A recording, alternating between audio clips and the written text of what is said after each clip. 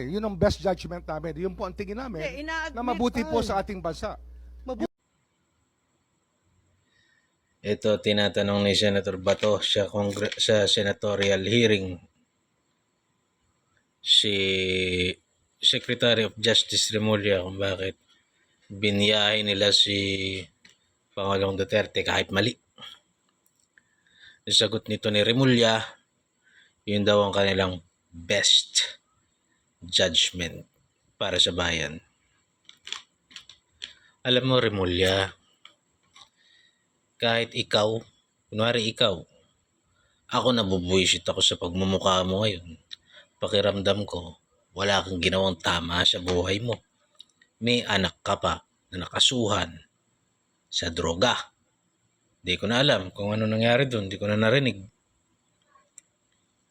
Pero, kung ikaw ay babiyahe ka doon sa ICC, parang may hirapan din naman akong tanggapin.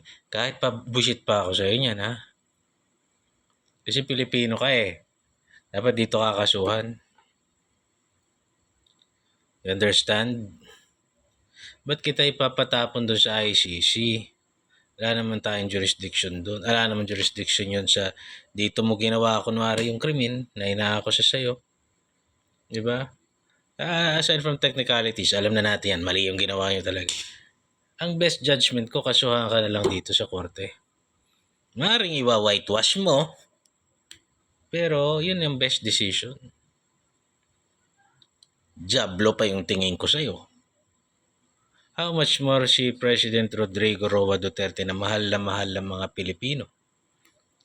Sabihin na nga natin yung nagmamahal kay VP Sara, 32 million yung bumoto sa kanya.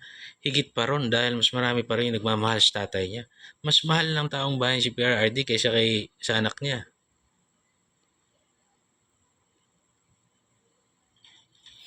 And sasabihin mo yun, sino ba yung sumisigaw na yun?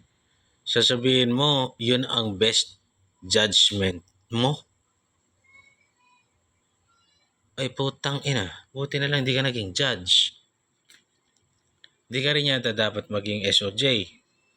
Dapat yata ang dinidesisyonan mo na lang sa buhay mo na turingang abogado ka pa naman at saka parang very very powerful ka. Dapat may power ka lang over siguro sa mga buhay ng mga daga. Kung sino mabubuhay na daga o hindi. Kasi kung tao, ay, kung may kinalaman sa life, liberty, property, health ng tao, justice, ay parang wala ka nun. Bakit ka ba nandiyan? Sus, Ginoo.